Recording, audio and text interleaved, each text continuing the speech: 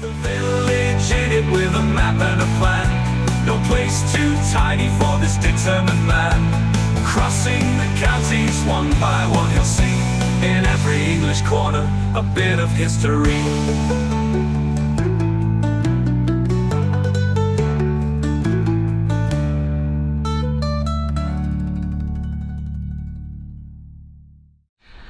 Hello Cheshire East people, today I have brought you into the middle of nowhere, literally. This is a very small place and we'll be through it pretty quick, let me tell you. Most of this one will be done using the car because even though you can walk around this, it's much easier to drive it, and you'll see why when we get into it. This is the parish of Snelson.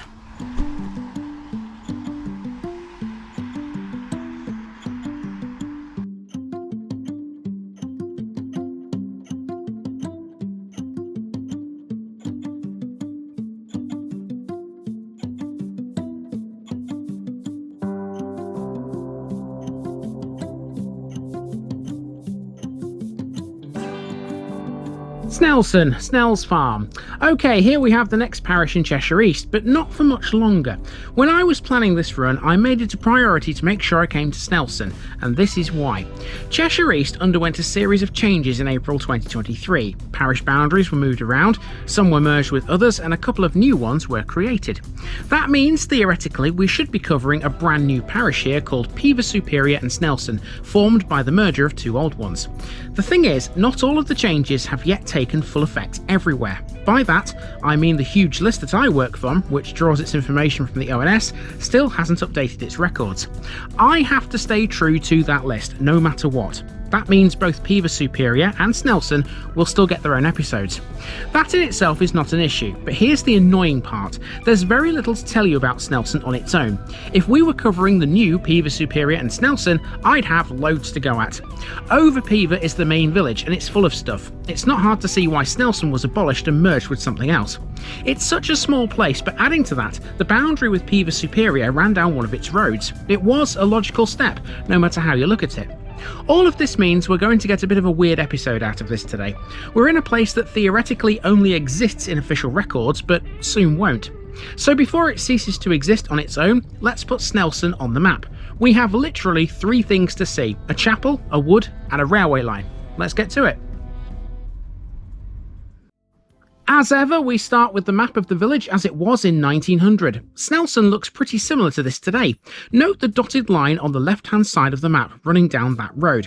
That's the former boundary with Peover Superior, which was gotten rid of in 2023 when the parishes merged. We, though, have to stick to the right of that line. We also have to stick to the south of this line, the northern boundary, which still exists.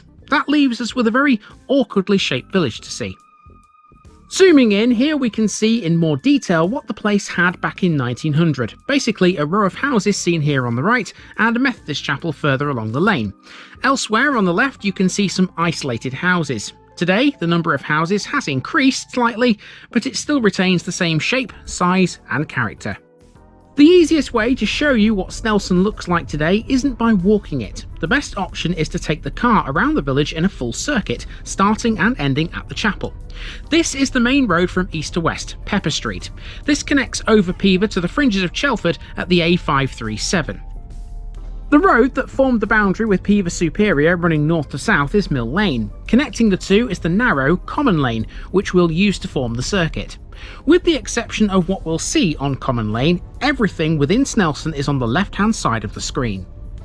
Here's a bit about the name Snelson. It's believed to originate either from the Old English personal name Snell or the Old Norse Snaller. It could also be a patronymic surname, meaning son of Snell. As a surname, here's one for the genealogists. It has possible connections to Buckinghamshire and Derbyshire. A lot of the houses Snelson possesses these days are hidden behind trees, shrubs and bushes. It's a very secluded place, well out of the way of anything. You would do well to know it's even here. Most modern maps barely even recognise it. Despite all the trees, farming is the main economic activity. There are a number of small farms around the village, all working the land between here and a railway line that cuts across Snelson to the south.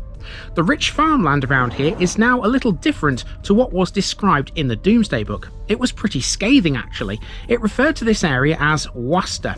That was an early form of describing wasteland or otherwise abandoned or useless land. It certainly isn't now.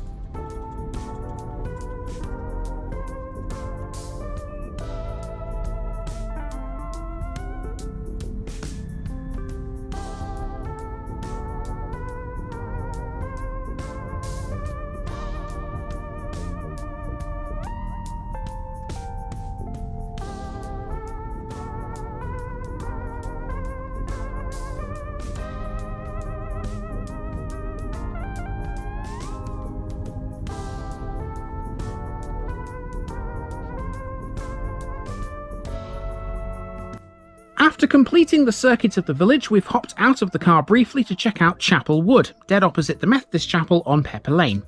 Much like over Peover to the west, Snelson was once part of an immense oak wood, and as we already know, it's still pretty leafy. The wood, which covered most of Cheshire, provided various monarchs with timber for warships and weapons. Who knows what Snelson's trees have provided over the centuries? Chapel Wood is ancient, characterised by its diverse range of trees, including oak, birch, beech and a few conifers. The forest floor is often covered with a carpet of ferns. There aren't any rights of way through it, save for one that skirts its eastern edge. That hasn't stopped people making a few unofficial ones, mind you.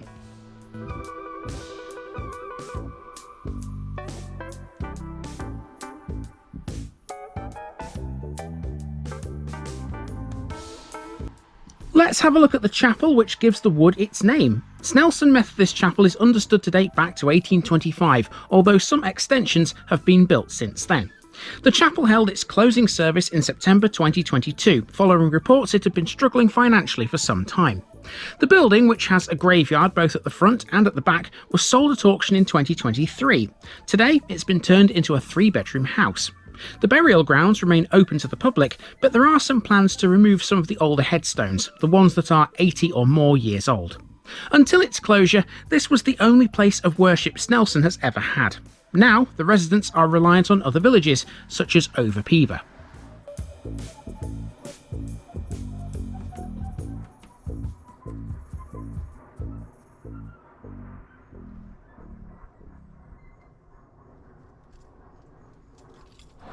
Okay, that's pretty much all there is to Snelson, people. If you haven't seen it from my car window or from this road, i.e. the chapel and the wood, that's pretty much it. There's not really much more to the place.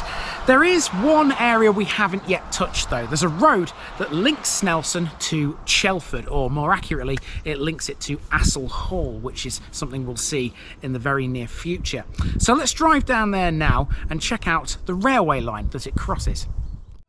So, short and sweet perhaps, but that's the main area of Snelson covered. There is another part to the parish though. South of the village, Mill Lane leads to Snelson Lane. If you turn left to follow that road, it crosses a railway line before twisting its way towards the church at Chelford. Let's take a look at that railway. The line in question is the one that links Manchester to Crewe. It's a spur of the West Coast Main Line.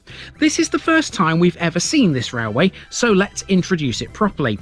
Built by the Manchester and Birmingham Railway Company, the route from Crewe to Manchester Piccadilly was the first section of the West Coast Main Line to be electrified in 1959. It's joined at Cheadle-Hulme by another West Coast spur from Stoke-on-Trent. At Stockport, it's then joined by the Mid-Cheshire, the Hope Valley and the Buxton lines. Stand on this bridge and you'll see quite a few trains. It's a busy old route. Northern trains operate services between Crewe, Alderley Edge and Manchester Piccadilly via Stockport. They also run trains to Manchester Airport via something called the Style Line, a loop section that branches from the main and rejoins near Levenshulme.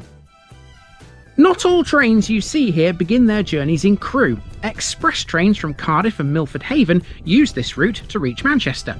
A number of West Coast mainline services that begin in London also fly underneath this bridge, stopping at Crewe before continuing on to Manchester. Cross Country also operate a small number of services on the line between Manchester Piccadilly, Birmingham New Street and the South.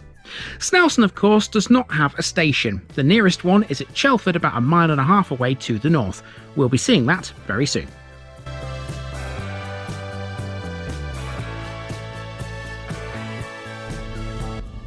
And that's it for Snelson. If you continue down the road towards Chelford, you'll pass through more leafy countryside and by the gates of Assell Hall.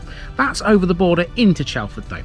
It's been a fun week. From mental and epileptic healthcare facilities to nurseries, car boot sales and major railways, our first visit to Cheshire East has been great. But we are not finished. There are still 143 more of these to cover, and you should join me again in a little over a week when we knock off 2 more. I'll see you then.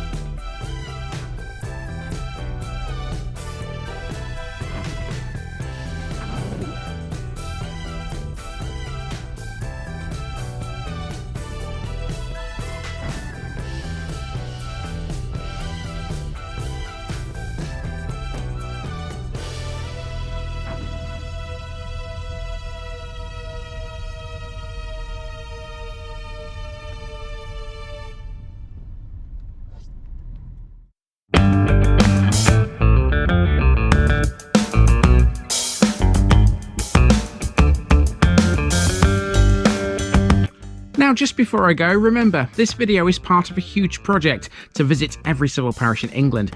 That's more than 10,000. These routes are pre-planned, and due to time constraints, I can't cover every detail or walk down every street. Please don't complain if this video missed something out. I pronounce names how I choose to. I am very aware that local dialect may vary, and I don't take kindly to criticism about this. You've been warned. It's impossible to know everything too. If this video was terrible, make your own. If you're a regular watcher of The Village Idiot, you're not the only one. If you've got a small business, why not use my videos to advertise it? Leave a comment below if you're interested. And finally, thanks for watching this episode, everybody. Give us a like and a subscribe if you've enjoyed this episode, and share it with your friends and relatives. It all helps to keep this mission going. Until next time, I've been Andy, also known as The Village Idiot, and I'm out.